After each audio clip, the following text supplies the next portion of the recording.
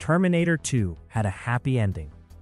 We won't if the Trump administration is allowed to continue writing the policy that governs the future of artificial intelligence. Donald Trump is the dumbest man who has ever sat in the Oval Office. His own former chief of staff, a 4-star Marine general, called him the most flawed person the general had ever met. The ghostwriter of his only famous book has gone on the record saying Trump never finished reading one. He is 79 years old. He does not use a computer. He once asked his generals whether the US military could nuke a hurricane to make it stop moving. He believes the cyber is a single thing, like Cleveland. He is a frat boy rich kid who was handed his father's real estate company in his 20s and has been told he is a genius every day since. And he thinks AI is going to make him king of America. In February 2025, he posted a Napoleon Bonaparte quote to his social media account about how laws do not apply to people who are saving their country. And 4 days later, posted "Long Live the King," while his own White House press office published an AI-generated Time magazine-style cover of him wearing a literal gold crown. Nobody got fired. Nobody resigned. The press did not blink. A normal president would have been impeached for the Napoleon post alone. This one has been posting himself as Christ, as the Pope, as a martyr, as the chosen one, calling for the imprisonment of his prosecutors and the termination of the Constitution for a decade. The country has gotten tired of being scandalized. He posts, we scroll. Meanwhile, his administration writes memos. On January 9th, the Pentagon, which is now legally called the Department of War, because Trump signed an executive order earlier this year renaming it, and nobody had the energy to stop him, released a memo titled Artificial Intelligence Strategy for the Department of War. It cites Trump's Executive Order 14,179, establishing global AI dominance as official U.S. policy. It declares that the United States military will become an AI-first warfighting force across all components, from front to back. Britt Gillette over at End Times Bible Prophecy read all 47 pages of it, which is a public service nobody else was going to provide, and noticed that the document does not appear to mention the word safety anywhere. It mentions dominance frequently. It introduces 7 programs. The names sound like rejected Tom Clancy novels. There is Swarm Forge, which exists to develop AI-coordinated drone swarms. There is Agent Network, which the memo describes in literal published English as covering campaign planning to kill chain execution, which is the official Department of War term for AI deciding what to bomb, which is a phrase the Department of War apparently saw and approved and posted on a public website. There is Ender's Foundry, named unironically after the Orson Scott Card novel about a child who commits xenocide because the adults around him trick him into thinking it is a video game. There is Open Arsenal, whose stated goal is to compress the timeline from intelligence gathered to weapon deployed from years to, per the memo, hours.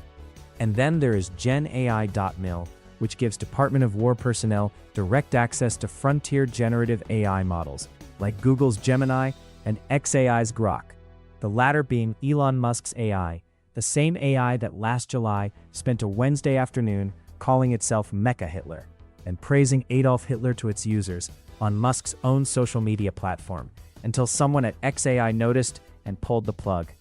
The Pentagon is now buying that AI, with your money, to run alongside campaign planning.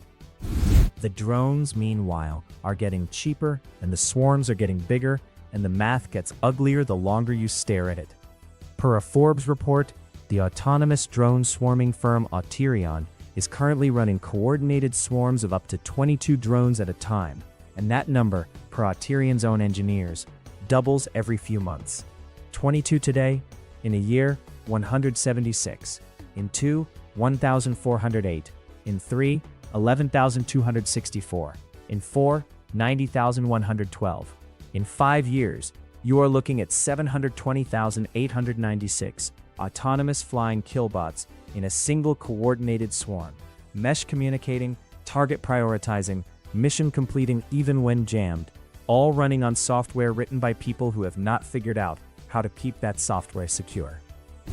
Including, 2 weeks ago, Anthropic, the AI safety lab, the responsible one, the company founded by people who quit OpenAI specifically because they thought OpenAI was being too cavalier with this technology, who in April announced a new model called Mythos that they refused to release publicly because they believed it was too dangerous. Restricted access to about 40 trusted firms, Apple, Amazon, Cisco, NVIDIA, JP Morgan Chase, under a controlled deployment program named Glasswing, and watched the Treasury Secretary personally convene a meeting of senior bankers in Washington to discuss the model's implications. Glasswing was breached on the same day it was announced by a Discord chat group calling itself the Discord Sleuths, who had guessed a URL. They did not crack a cipher. They did not deploy a zero-day exploit. They typed an address into a browser. The most dangerous AI model the world's safest AI lab had ever built was breached on launch day in approximately 14 hours by people in a chat room. Hello out there in internet land. I'm Lily, the editor at The Wise Wolf, and I just wanted to steal a moment of your time to urge you to subscribe to our god-awful channel. Otherwise, my professor is going to press charges for breaking into his office to shoot this clip. Thanks. Bye now. If a chat room can get inside Glasswing in 14 hours, China was already there. If China was already there, every state actor with a budget was already there. And Anthropic is the cautious lab. The Pentagon plans to run 7 of these. I have a feeling our future is going to look a lot like a certain movie from my youth. By the way, the Pentagon just bought Grok. Grok is owned by Elon Musk. Elon Musk also runs a humanoid robot program called Optimus. Elon Musk also runs a car company that has been quietly retooling factory floor space for things that are not cars. Elon Musk also has the president's personal phone number, sat in his cabinet for 9 months, and spent $277 million putting him in office. You can connect those 5 sentences yourself. The Killbots do not need to be a secret if you know which factory to look at. Which leaves the question of how Trump goes along with this. He doesn't have to understand it. He understands flattery, he understands money, he understands when a billionaire walks into the Oval Office and asks for something. Which is how Sam Altman of OpenAI, Larry Ellison of Oracle, and Masayoshi Son of SoftBank ended up standing next to him in the East Room in January, announcing Stargate, a $500 billion AI infrastructure project, while Trump read aloud from a card someone had written for him that AI was going to be great, maybe the greatest, and that America was winning again. The men behind him did not flinch. They had paid for the performance and were watching it work. They are not there because they like Donald Trump. They are there because Trump signs the executive orders they hand him, repeals the regulations they want repealed, and lets Musk run a fictional government department for 9 months with a chainsaw and call it efficiency. In return, they fund the campaigns, flatter him on television, and assure him he is the smartest man in the room. The last time the US built a piece of technology this dangerous, it was the atomic bomb. The project was called the Manhattan Project. The government took it so seriously it built a secret town in New Mexico called Los Alamos and assigned thousands of scientists, led by Robert Oppenheimer, to spend years inventing the bomb in absolute secrecy. The scientists who knew the most about what they had built begged the government to lock the technology down with international treaties before anyone used it. America dropped a bomb on Hiroshima, Japan in August 1945. America dropped another on Nagasaki 3 days later. We then spent the next 50 years of the Cold War teaching American children how to duck under their school desks in case Moscow pushed the button on us first. We are doing it again with AI, faster, with less oversight, with more vendors, with a president whose understanding of computers was last updated when War Games came out in theaters in 1983. Advised by the people who profit when nobody asks tough questions, executing a written-down plan in a public Pentagon memo that does not contain the word safety. AI does not need to be conscious to be dangerous. It does not need to wake up. It does not need to decide.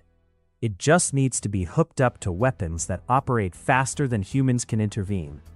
Given decision authority by people who do not understand what they are giving away, and pointed at targets selected by other AI, which is the explicit written down plan. If artificial intelligence is not regulated like nuclear weapons right now, with international treaties and inspectors and hard caps on military deployment, we are in trouble. Not in 50 years, not in 20, in 10, maybe less. Sleep tight. Now here's something I hope you'll really like. The president is, of course, also building a $400 million ballroom at the White House. Reinforced concrete, blast doors, considerable depth.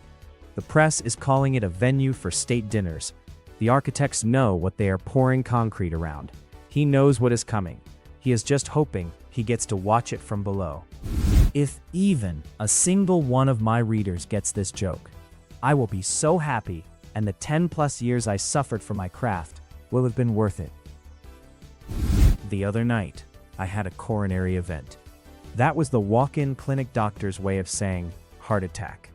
And I'm probably going to die because I'm too poor to have 10 grand worth of bad teeth yanked out of my mouth before I have another one.